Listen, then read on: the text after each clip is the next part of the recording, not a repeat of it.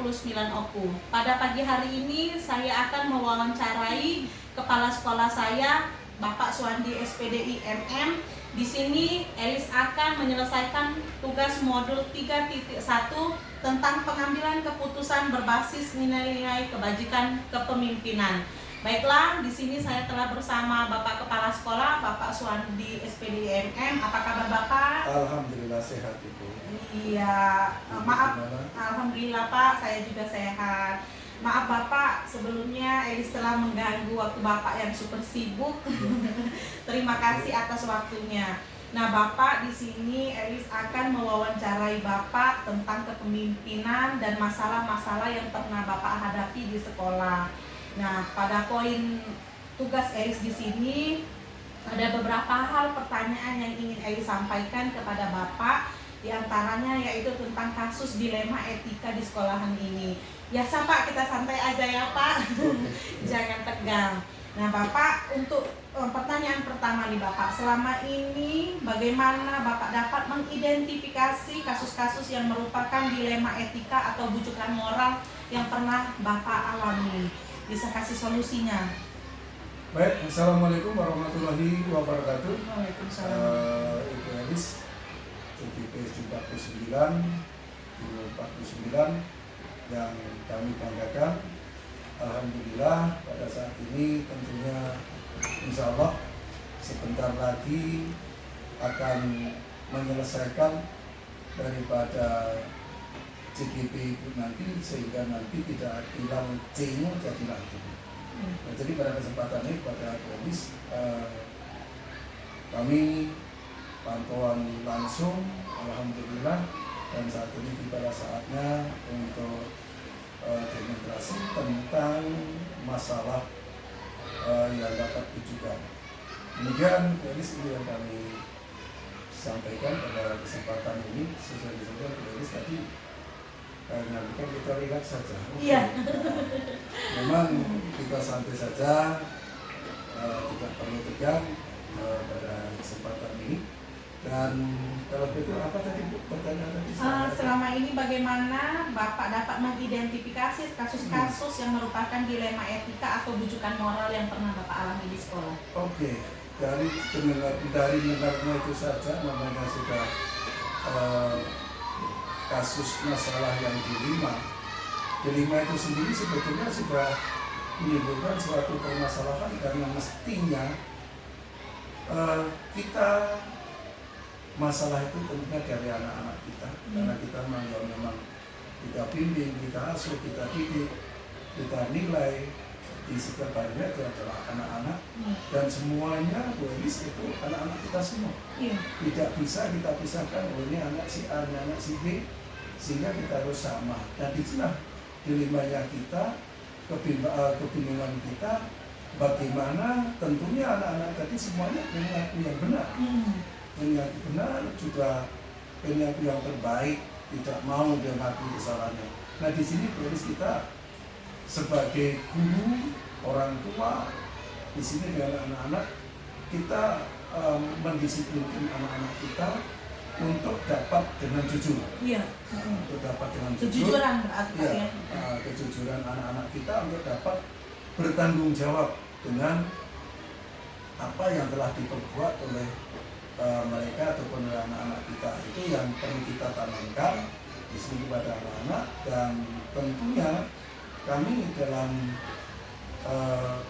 mengidentifikasi anak ini tadi, tentunya kita arahkan, kita gali dulu dengan anak-anak kita panggil keduanya, dan kita berikan bimbingan serta petunjuknya, sehingga kita bisa menarik suatu permasalahan itu. Oke, berarti di sini lebih ke anak-anak dan pembimbingan kepada dewan guru ya. Oke Bapak, permasalahannya cukup kompleks ya Bapak, karena anak-anak tadi. Iya, berarti Bapak bagaimana selama ini Bapak menjalankan pengambilan keputusan di sekolah Bapak, terutama untuk kasus-kasus di mana ada dua kepentingan yang sama-sama benar atau sama-sama mengandung nilai kebajikan. Seperti apa tindak lanjut yang Bapak ambil? Inilah pertanyaan yang sangat bagus sekali. Dan tentunya ini juga menggali kepada kita semua, terutama saya, untuk menyelesaikan masalah-masalah ini. Tentunya bonus kita tadi sudah mendapatkan informasi dari anak. Tentunya kita perlu bekerja sama dari stakeholder yang berkaitan. Ya. Pertama dengan Bapak Ibu guru yang lain. Ya. Kedua kepada tenaga kependidikan atau yang lebih populernya kalau sekarang ini ada operator, ada yang lain penjaga sekolah, juga ada tenaga perpustakaan dan lain sebagainya, yang itu tentunya itu yang mendukung secara langsung di sekolah kita ini. Namun tidak cukup dengan itu saja, Bu Elis. Ya. Karena untuk agar anak juga bisa menerima sehingga dia senang dengan apa-apa yang kita berikan, itu alangkah baiknya kalau anak-anak tadi didampingi oleh orang tuanya. Iya. Jadi nanti dengan orang tuanya bisa menerima juga, oh ternyata sekolah ini tidak pilih kasih, Iya. tidak membeda-bedakan anak, dan kita nanti bisa mengambil keputusan secara bersama. Tidak ada salah satu anak kita yang dirugikan oleh kita, menurut keterangan kita, sehingga anak-anak ke depannya lebih senang lagi untuk belajar. Oke, berarti yang Elis tangkap di sini, Bapak terlebih dahulu mengidentifikasi masalah, betul, Bapak ya, ya. dengan kekeluargaan dan bermusyawarah kepada kedua orang tua dan siswa dipanggil seperti itu, Bapak ya. Oke, bijak sekali Bapak pendapatannya bisa membagi ilmu pengetahuan yang Elis dapat di sini. Baiklah Bapak, langkah-langkah atau prosedur dari masalah yang Bapak hadapi tadi, seperti apa yang bisa Bapak lakukan selama ini untuk menyelesaikan masalah anak yang bermasalah tersebut tadi, selain pemanggilan orang tua, bermusyawarah, dan sebagainya? Itu pokok masalahnya yang namanya harus kita selesaikan. Untuk menyelesaikan seperti tadi, penyelesaian utama di sini tentunya dengan musyawarah mufakat. Ya, nah, musyawarah mufakat di sini selain tadi yang sudah kita panggil kedua orang tuanya dan kita guru, kita juga kalau perlu menghadirkan kepengurusan komite kita. Iya, kepengurusan komite. Kita ajai musyawarah, kita sampaikan bahwa ada problem seperti ini, sehingga nanti juga seandainya kita akan terjadi perbuatan yang katakanlah barangkali ada berat sebelah, ada pengurus komite tadi, sehingga kita juga bisa kembali lagi ke relnya untuk lebih lurus lagi, untuk lebih baik lagi ke depan untuk membimbing dan memberikan petunjuk arah kepada anak-anak kita.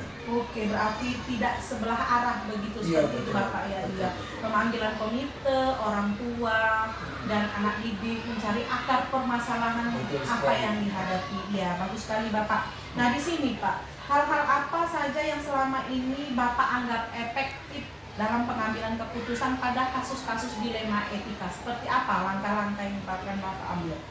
Yang pertama itu tadi sudah terurut dari depan tadi, sudah kita mencari akar permasalahan lebih dulu, dan kita ataupun sudah diidentifikasi permasalahannya. Ketika itu sudah selesai, dapat masalahnya, kita perlukan, yaitu kita perlu kumpul dengan guru-guru, kumpul dengan orang tua, juga komite, kalau perlu kita panggil pengawas, pengawas sekolah. Pengawas sekolah kita libatkan dalam hal ini juga, kalau perlu dari pihak dinas pendidikan yang terkait bisa kita sampaikan untuk sama-sama membicarakan kendala ataupun problematika yang kita hadapi. Jadi itu stakeholder yang memang keterkaitan dengan pembimbingan terhadap anak-anak kita, sehingga anak-anak kita juga dan juga orang tuanya utamanya merasa puas dengan kita, bahwa anaknya diperlakukan dengan sebaik-baiknya. Iya, berarti di sini stakeholder, bantuan pengawas, orang tua, kerjasama dewan guru dengan cara bermusyawarah mufakat tadi ya Bapak. Berarti di sini adakah Bapak tantangan yang dalam pengambilan keputusan bagi Bapak sendiri, baik itu tantangan dari luar ataupun dari dalam? Nah, disinilah Bu, saya selaku pejabat kepala sekolah ini memang selalu punya tantangan yang harus kami ambil. Sementara kadang-kadang mau berbuat kalau menuruti emosional pribadi itu kadang-kadang ya berat. Tapi ini kita mesti menjalankan norma-norma yang sudah digariskan oleh pemerintah kita, tentunya untuk mendidik anak-anak tadi, dan juga untuk kita untuk setiap mengambil keputusan memerlukan ketelitian untuk memutuskan suatu permasalahan sehingga memang tidak ada yang dirugikan dari sebelah pihak. Iya. Jadi kalau itu berarti sangat tertantang sekali dengan adanya permasalahan-permasalahan yang pelik ataupun dilemani tadi. Memang sulit untuk memutuskan itu, namun toh itu memang sangat diperlukan oleh seorang pimpinan, oleh kepala sekolah, mesti bisa mengambil keputusan dengan bijak untuk kedepannya untuk lebih baik. Iya, berarti di sini ketelitian dan Bapak masih memandang norma tadi Pak, terutama norma agama mungkin ya Bapak. Nah di sini Bapak, apakah Bapak memiliki sebuah tata kalam atau jadwal tertentu dalam sebuah penyelesaian kasus dilema etika? Apakah Bapak langsung menyelesaikan di tempat atau memiliki sebuah jadwal untuk menyelesaikannya? Bentuk prosedur seperti apa yang akan Bapak jalankan? Bu Elis, dalam hal ini sekaligus saya memberikan bimbingan dari Bu Elis secara langsung, karena kebetulan Bu Elis sebagai guru penggerak kami dan ada di sekolah kita sendiri. Jadi pada kesempatan ini yang setiap ada masalah itu kali sana tadi apa perlu dijadwalkan atau perlu waktu khusus atau ini bagi saya kalau dijadwalkan berarti seolah-olah kita sudah merencanakan ada problem, nanti kita buat problem seperti buat masalah, sementara masalah ini tidak bisa kita jadwalkan. Nah, tapi makanya habis dengan ini kami berpandangan dan sebanyak yang sudah saya lakukan itu setiap ada masalah langsung kita selesaikan. Kita selesaikan. Tempat tentunya bertempat di sekolah inilah karena memang diperlukan cukup di sekolah ini. Namun kalau memang perlu mengunjungi suatu tempat, misalnya ke orang tuanya atau di tempat kejadian, boleh saja. Nah, tapi karena tempat kita tetap tempatnya di sekolah inilah dan waktunya pada saat kejadian itu jangan ditunda, langsung diselesaikan. Karena kalau ditunda kata kita ini kadang-kadang ibaratnya makanan itu sudah dingin, nggak semangat lagi. Kalau langsung diselesaikan dari pihak yang punya masalah, yang merasa benar, ada semuanya merasa maksudnya dari dua-duanya merasa benar, itu kalau sudah misalnya besok, sehari, 2 hari, seminggu sudah dingin. Barangkali nanti dan itu juga nanti sudah dapat bumbu-bumbu cerita di luar dan nanti dibumbu oleh orang-orang lain. Tapi yang langsung diselesaikan, insya Allah itu terselesaikan dengan baik dan semuanya saling menerima. Jadi sekali lagi yang ingin kami garis bawahi bahwasanya setiap problem, setiap masalah itu kita selesaikan secepatnya. Berarti langsung Mbak ya ke akar permasalahan. Nah Bapak, dari permasalahan anak murid, pemanggilan orang tua, musyawarah, mufakat tadi bila perlu ada komite yang mendukung. Nah di sini Bapak penyelesaiannya juga bisa secara langsung diselesaikan lebih cepat, lebih baik. Nah adakah Bapak seseorang di sekolah atau luar sekolah yang bisa mempermudah atau membantu Bapak dalam mengambil keputusan dalam kasus-kasus dilema etika ini? Sangat banyak rekan-rekan saya, partner saya di sekolah ini, terutama tentunya dengan Bapak Ibu Guru. Itu yang paling utama, Bapak Ibu Guru. Kemudian orang tua, kemudian komite, pengawas sekolah, dan juga dinas pendidikan, dan jika diperlukan itu pemerintahan setempat seperti kita di Taman Jawa misalnya dengan pihak lurahan yang perlu kita libatkan, ataupun dari pejabat pemerintahan, Pak RT, Pak RW itu bisa kita ajaki untuk sama-sama menyelesaikan problematika ataupun masalah yang sangat penting ini. Jadi Bu Elis dalam hal ini banyak sekali, utamanya yang membantu saya itu kita terus kami sebutkan itu semuanya membantu saya demi untuk sekolah kita. Berarti banyak sekali bapak-bapak termasuk kepala sekolah yang beruntung, banyak rekan dan orang yang membantu ya Bapak ya. Alhamdulillah, semoga semuanya bisa terlaksana dengan baik dan permasalahannya tidak menyebar kemana-mana kalau ada kasus dilema etika ya Bapak. Oke. Nah Bapak, yang terakhir pertanyaan dari Elis nih, dari semua hal yang telah disampaikan Bapak tadi, pembelajaran apa yang Bapak dapat atau pengalaman Bapak mengambil keputusan dilema etika yang pernah Bapak tangani kasusnya? Jadi dengan kasus-kasus yang sudah saya laksanakan, kita selesaikan, ini tentunya pertama yang perlu kita ambil pembelajarannya Bu Elis, itu untuk anak-anak kita untuk melatih tanggung jawab. Karena anak melatih tanggung jawab. Kemudian yang kedua untuk melatih kejujuran kita, kejujuran anak kita. Yang ketiga yaitu untuk melatih kedisiplinan. Dari tanggung jawab tadi, dia anak merasa salah dengan rasa jujur tadi dia akan mengakui. Nah itu Bu Elis, itu di sini yang perlu sekali kita tanamkan dengan anak-anak dan menjadi tugas kita bersama, itu untuk menanamkan kejujuran. Iya. Kejujuran ini kemudian dengan penuh tanggung jawab.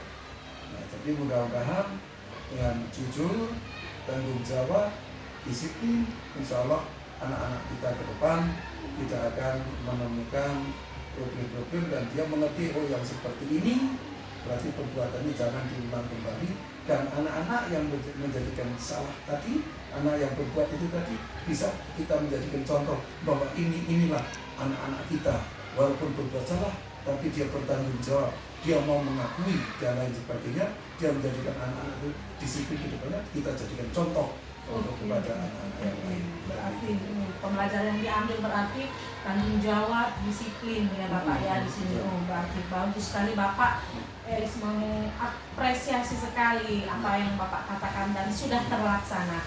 Terima kasih Bapak atas waktunya. Semoga coaching kita di sini bisa menjadi pengalaman Elis ke depannya nanti, dan sehat selalu Bapak. Ya, terima kasih. Wassalamualaikum warahmatullahi wabarakatuh. Waalaikumsalam warahmatullahi wabarakatuh. Kepada Elis tetap semangat terus, jaga kesehatan juga karena saya tahu tugas untuk JGP ini sangat berat. Tapi yakinlah setiap problem, setiap masalah insya Allah akan membawa kenikmatan tersendiri.